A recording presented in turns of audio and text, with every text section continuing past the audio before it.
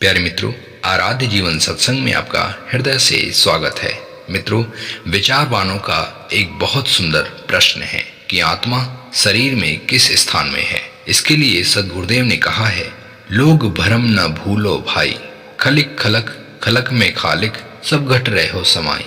अर्थात प्यारे संतों, इस बात को मत भूलो कि खालिक अर्थात चैतन्य जीव, खलक अर्थात संसार में है। इसका पूर्ण अर्थ है चैतन्य जीव इस सृष्टि में है और संपूर्ण सृष्टि भी इसी में व्याप्त है। ये कितनी आश्चर्य की बात है ना। चैतन्य आत्मा इतना सूक्ष्म है कि संसार में इसे खोजा नहीं जा सकता, किंतु फिर भी ये प्राकृतिक देह में व्याप्त है जो संपूर्ण संसार को खुद में समाहित किए हुए है। ये बात भले ही कठिन है, किंतु अपने अंतर्मन में देखें तो प्राकृतिक देह में चैतन्य जीव व्याप्त है। अब यह शरीर में किस स्थान में है, तो वैज्ञानिक के आधार से कहा जाता है कि संपूर्ण शरीर को प्रेरित करने वाला यह मस्तिष्क ही तो है।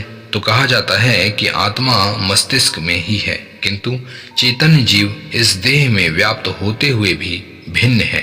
ये आध्यात्मिक स्तर का ज्ञान है। इसलिए सद्गुरुदेव ने कहा है, खलिक खलक खलक में खालिक, सब घट रहे हो समाई।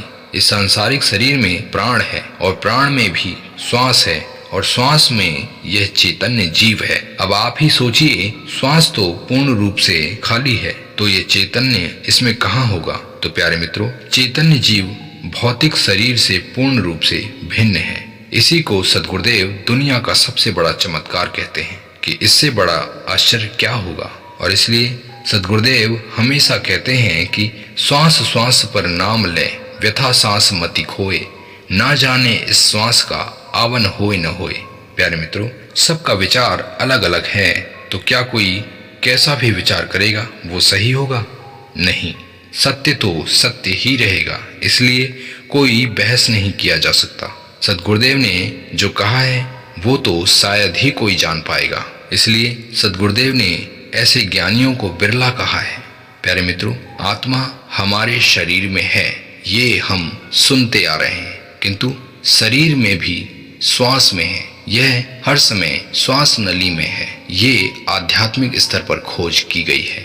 कितनी विचित्र बात है ना प्यारे मित्रों। ऐसे विचित्र ज्ञान आपको आध्यात्मिक स्तर पर ही मिल सकता है, और ऐसे आध्यात्मिक ज्ञान आपके अंदर है। बस आप अपने चैतन्य को स्थिर करें, फिर सोचें। आप देखेंगे आपकी चेतना आपको हमेशा जागृत होती हुई दिखेगी। विषयों के अंधकार में यह चैतन्य जीव अपने आप को भूल जाता है, और इस भूले हुए चैतन्य को जगाना आपका ही कर्तव्य है। जो यह सारी वाणियां सुन रहा है ये वही है, ये शरीर में होते हुए भी नहीं है।